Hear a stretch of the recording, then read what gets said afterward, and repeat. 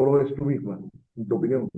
Bueno, yo pienso que aunque las personas tenemos la posibilidad y realmente somos cada una individuales y somos muy diferentes unos de otros por nuestras experiencias vitales, también pienso que en el fondo los sentimientos los sentimientos son universales, ¿no? Y la intimidad también es algo universal. No quiere decir que todo el mundo tenga los mismos sentimientos, sino que sí estamos, sí estamos adecuados para sentir amor, sentir odio, sentir pérdidas, ¿no? Estamos preparados. Es decir, que en lo básico las personas somos, eh, pues podemos ser universalizables. Nuestros sentimientos son universalizables.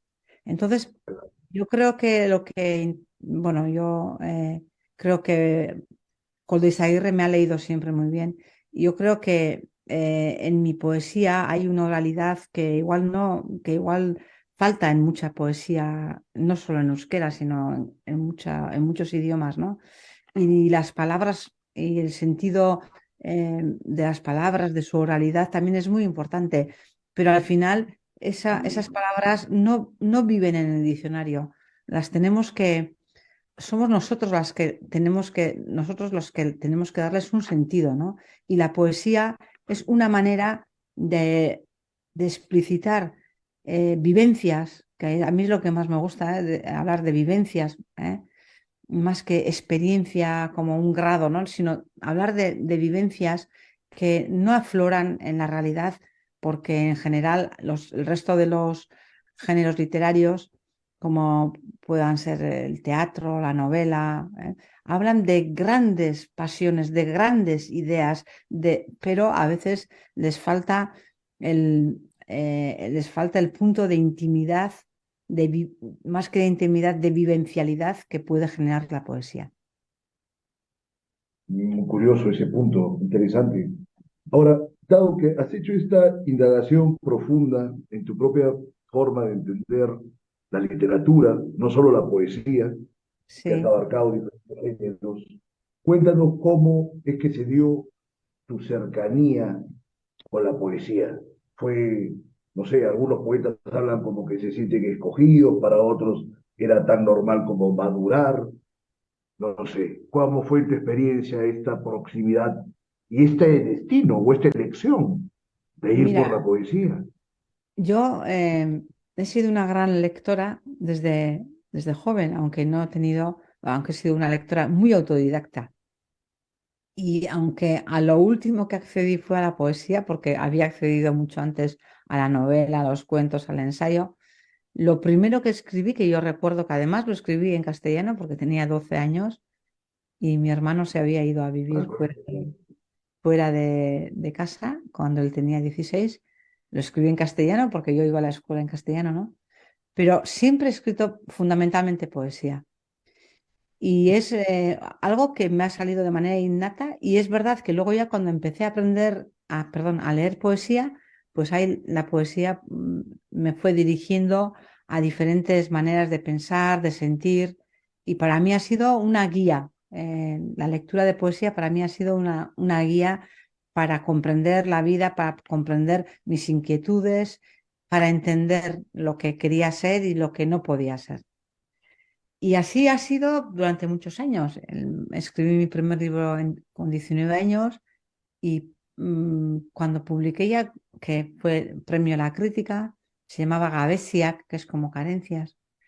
Y luego cuando publiqué otro libro que se llamaba Glosak, Esan Acetorrenas, glosas sobre lo que ya estaba dicho, en ese que también recibió el premio de la crítica en España para la poesía, los dos libros. Entonces, ya pensé, yo creo que he llegado con este libro a todas las formas por medio de las que me podía expresar en la poesía y ya he llegado a una conclusión importante en aquel libro, ¿no? Que era que por mucho que escribamos y por mucho que sepamos, solo podemos glosar el mundo, solo podemos añadir una palabra o una pequeña idea o un matiz, ¿no? Al mundo, ¿no? Y ya, pues yo dije, yo no creo ya que tenga mayor capacidad no creo que me salga ya la poesía como me ha salido hasta ahora y así estuve durante algunos años. Luego, bueno, yo hace más de unos 22 años que formé una escuela de escritores en euskera en la UNED de Vergara. Y bueno, pues allá también todo el mundo que venía a aprender a escribir, todo el mundo quería escribir novela o cuentos o narraciones. Y no encontraba a nadie que quisiera leer poesía y escribir poesía. Y finalmente llegó un grupo que bueno, pues durante unos años, un grupo que escribía también poesía. Y otra vez empecé a escribir poesía y escribí otros dos libros importantes. Eta orain badakit eta mundua betetzen zenuten. Y ya cuando escribí Mundua betetzen zenuten, este libro del que te he leído unos poemas ahora, la poesía, me sucedía que la poesía me asaltaba, es decir, que si, yo siempre escribo, ¿no? No pienso voy a escribir un poema o voy a escribir un artículo, empiezo a escribir, pero siempre, siempre, siempre me llegaba la poesía. Y también la poesía a veces, pues se puede convertir en un bucle, ¿no? Porque lo que sientes hondamente lo dices mil veces, pero ya no ahondas más. Llega un momento en el que ya no ahondas más, ni ahondas ni floreces, ¿no? Y entonces pues decidí dejar de aparcar la poesía de manera consciente, de manera que si me venía un texto de poesía, escribía un 8 o hacía algún garabato y dejaba.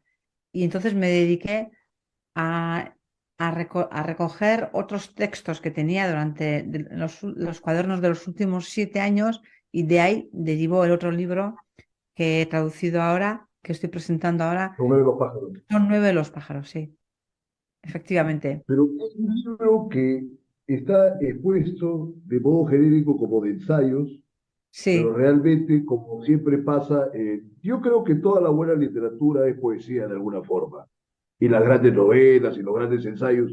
Yo creo que una literatura que no está tocada por la poesía es una cosa muy desangelada y es una muestra triste. Lamentablemente proliferan esos libros, ¿qué le vamos a hacer? Pero los grandes autores y los autores inspirados siempre han tocado la poesía. Por ejemplo, tú tienes este libro de ensayos, quiero leer unas líneas de un fragmento que se llama Hueso y Semilla, por ejemplo. sí, sí. Que a ver si lo encuentro y lo lees en euskera, porque también ya estamos por culminar Sí, el pero periodo. no lo voy a poder leer en Podemos euskera hablar porque 6 horas. no estoy en casa y no tengo los libros. Entonces lo lees tú en Eh, castellano y yo te Mira, digo. y yo quería leer este fragmento porque me parece Sí, muy poético dentro de este marco ensayístico. ¿No? Dice, las semillas del aliso saben nadar, deben huir del abrigo del árbol, no podrían germinar a su sombra. Sus semillas aladas discurren río abajo flotando y en cuanto encuentran una orilla soleada echan raíces, se implantan. pues mira, en realidad ese fragmento es un fragmento descriptivo de la evolución de las semillas, ¿no? Claro que Y sí. lo poético es me implantan, ¿no? Creo que tienes mucha razón en lo que decías sobre que debe de haber algo poético en toda gran obra, debe de haber una intuición, una semilla como la del aliso, ¿no?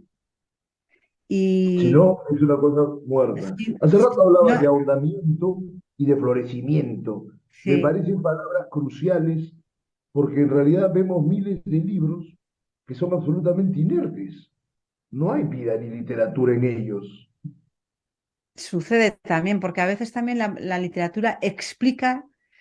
Y yo pienso que también la literatura tú debes de escribir sobre lo que no entiendes o para clarificarlo, no para explicar lo que sabes, porque entonces lo que haces es un libro académico, que también son importantes, por supuesto, ¿no?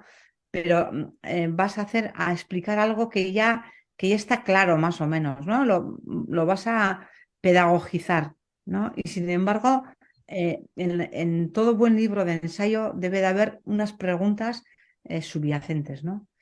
Y mira, también te voy a decir otra cosa en euskera, asi y esur, es decir, semilla y hueso, vienen de la misma raíz que es asi, que es semilla, pero también es crecer.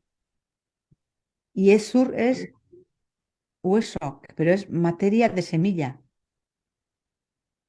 Y otra vez el ciclo, El ¿no? De ciclo la otra vez. regeneración y Y tal. esto, por ejemplo, en castellano no se nota tanto, pero hay varios textos en este libro en los que hablo precisamente de la semilla y del hueso, ¿no?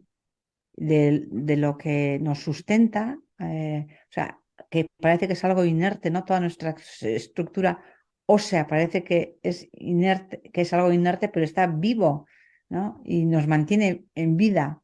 Y cuando morimos también muere, ¿no? Y sin embargo, la semilla debe de crecer, no es nada en sí, porque también se puede convertir en nada, puede desaparecer sin, sin dar vida.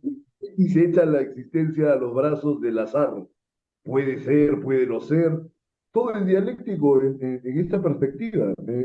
Mira, es realmente un placer poder conversar tan hondamente de estos temas, pero tú sabes cómo es el tiempo y yo te pediría para culminar que nos leas un último poema breve o lo que quieras que sea breve de un minuto en Sí, euskera, luego que lo busquen y vale, se traduzca. A ver. vale. Pues ahora mismo eh, te leeré un poema no muy largo en euskera.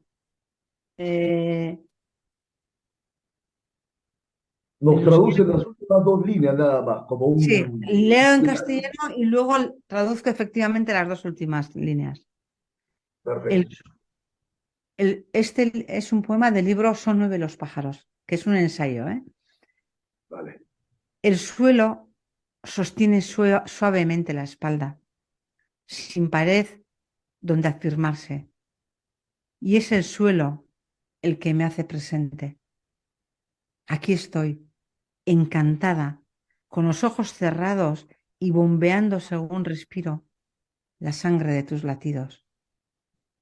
Aquí estoy, y con los ojos cerrados, a veces, aguanto el llanto, aun sabiendo que los sollozos liberan, encantada, agradecida, renovada mientras recuerdo que la felicidad dada y recibida me atrae a la vida.